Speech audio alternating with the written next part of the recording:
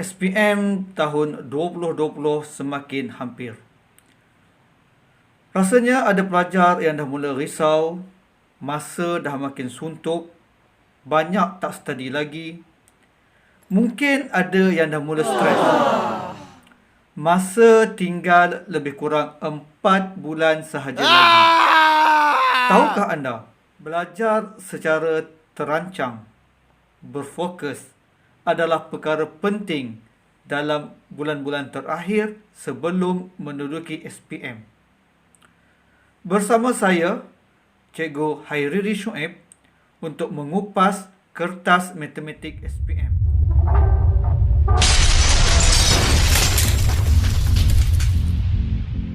Okey, sebelum kita teruskan untuk mengupas kertas matematik SPM, jangan lupa untuk tekan butang subscribe dan share.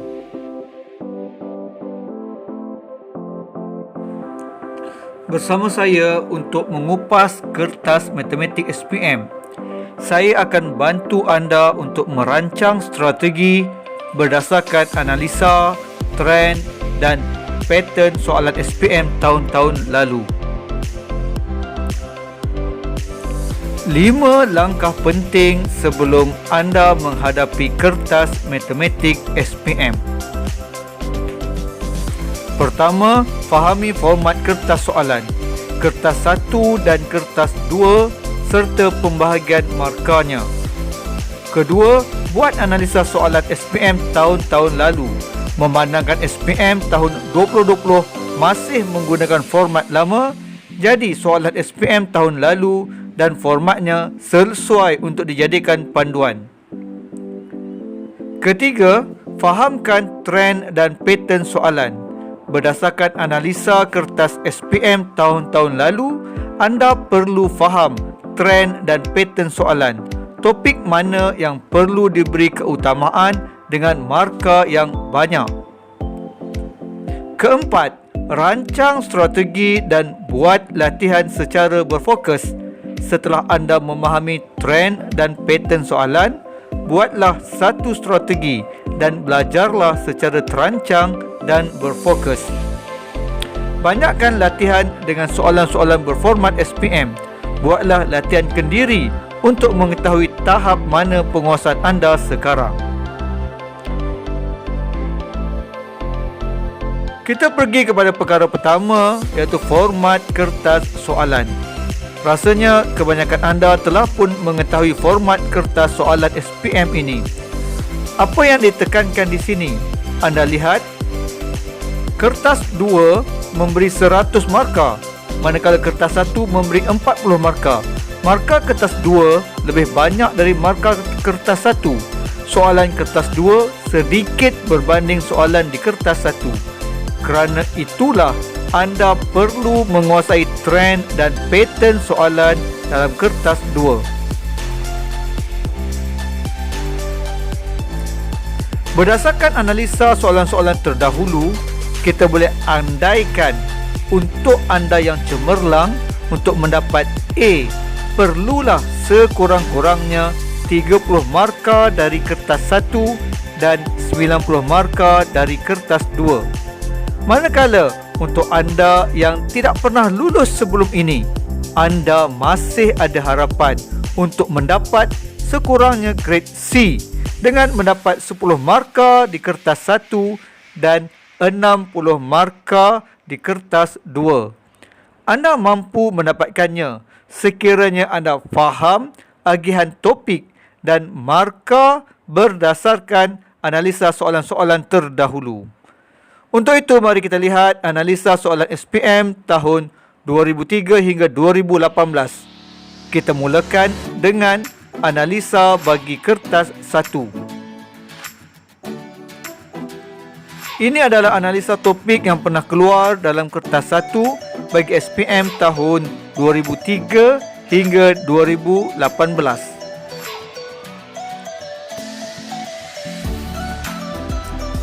Bagi silibus tingkatan 1 hingga tingkatan 3, terdapat 8 topik yang keluar, antara 11 hingga 16 soalan. Silibus tingkatan 4 pula ada 9 topik yang keluar, antara 15 hingga 19 soalan. Dan reverse tingkatan 5 pula 6 topik yang keluar antara 8 hingga 11 soalan. Daripada semua tajuk inilah, anda perlu mendapatkan sekurang-kurangnya 30 markah untuk membolehkan anda mendapat A. Manakala anda perlu mendapat sekurang-kurangnya 10 markah untuk membolehkan anda mendapat sekurang-kurangnya grade C.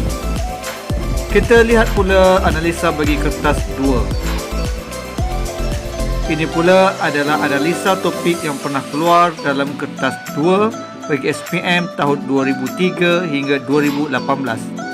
Bahagian A yang memberi 52 markah, bagiannya tingkatan 1 hingga 3 topik, tingkatan 4 5 topik dan tingkatan 5 4 topik. Manakala bagi bahagian B yang memberi 48 markah, bagiannya tingkatan 4 1 topik dan tingkatan 5 4 topik. Daripada tajuk-tajuk ini, anda perlu mendapatkan sekurang-kurangnya 90 markah untuk mendapat A dan sekurang-kurangnya 60 markah untuk mendapat grade C. Bagaimana? Okey, strategi pertama, dapatkan paling kurang 45 markah daripada 4 soalan kertas 2 bahagian B. Jawab 4 soalan daripada graf fungsi, statistik, penjelmaan, pelan dan donggakan, bumi dan sebagai spera. Adakah ianya susah? Tidak. Sekiranya anda tahu kemahiran apa yang perlu dikuasai, saya akan bongkarkan kemahiran penting yang perlu anda kuasai berdasarkan analisa soalan-soalan yang lalu.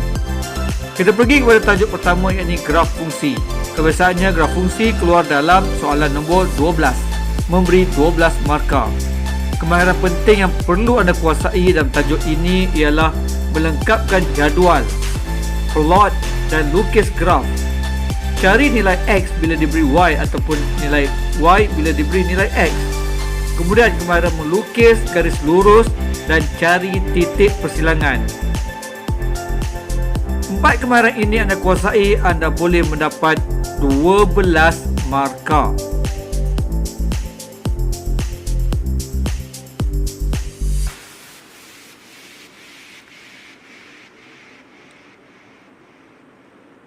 Kita pergi pula kepada tajuk penjelmaan. Kebiasaannya tajuk penjelmaan keluar dalam soalan nombor 13, juga memberi 12 markah. Soalan A kebiasaannya melibatkan translasi dan pantulan. Menghuraikan 2 penjelmaan. Kemudian anda perlu mahir. Penjelmaan pertama kebiasaannya putaran atau pantulan, dan penjelmaan kedua melibatkan pembesaran. Anda juga perlu mahir faktor skalar untuk mencari luas imej, yakni K kuasa 2 darab luas objek. Kita pergi kepada tajuk seterusnya, yakni tajuk statistik. Kebiasaannya statistik keluar dalam soalan nombor 14, juga memberi 12 markah. Ingat lagi 3 jenis graf yang anda perlu kuasai, yakni poligon kekerapan, histogram dan ogif. Kemahiran penting yang perlu anda kuasai dalam tajuk ini ialah bagi poligon, melengkapkan jadual kekerapan, salang kelas, titik tengah, kekerapan dan lukis graf poligon. Bagi histogram, bagaimana untuk melengkapkan jadual kekerapan, selalunya, salang kelas, titik tengah dan juga kekerapan.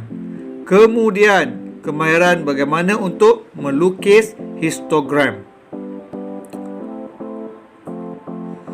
Manakala bagi ogif pula, kemahiran melengkapkan jadual kekerapan longgokan, selalunya tambah satu selang kelas sebelum kelas pertama, selang kelas, titik tengah, sepadan atas, kekerapan longgokan dan melukis ogif.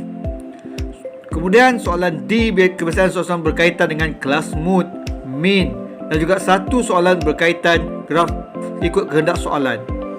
Kita pergi kepada seterusnya soalan pelan dan donggakan. Kebiasaannya soalan pelan donggakan pada soalan nombor 15. Kemahiran melukis pelan, pandangan depan, pandangan sisi. Pastikan penggunaan gasan selindung ini garis putus-putus. Anda tidak perlu label. Kemudian gunakan pensel dan pembaris. Dilukis dengan terang.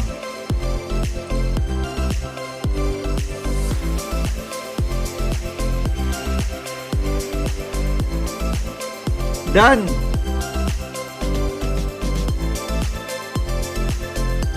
terakhir, yang ditajuk bumi sebagai spera. Biasanya soalan nombor 16, juga 12 markah. Anda perlu mahir dalam menamakan longitude, latitude. Kemudian nyatakan kedudukan diberi jarak ikut bumi dan hitung jarak antara dua titik sama ada ikut meridian atau selarian latitude. Kemudian kemahiran hitung masa dan laju.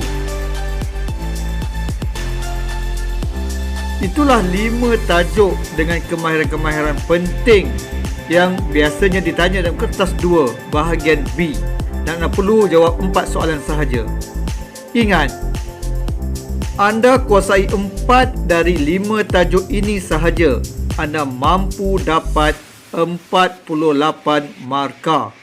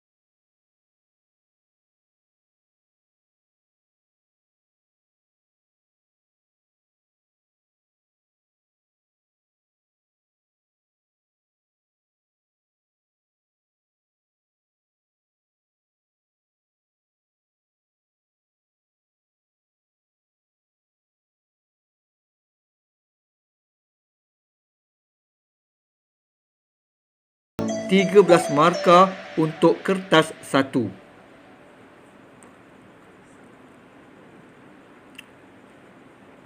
Artinya, dari agian topik yang diberikan tadi, anda telah pun mendapat 10 markah kertas 1 dan 60 markah kertas 2.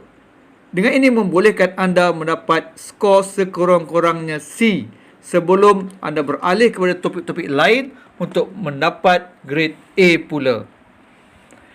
Ini adalah tajuk-tajuk yang dicadangkan sahaja. Semoga ia dapat membantu pada semua calon agar cemerlang dalam matematik SPM. Terima kasih.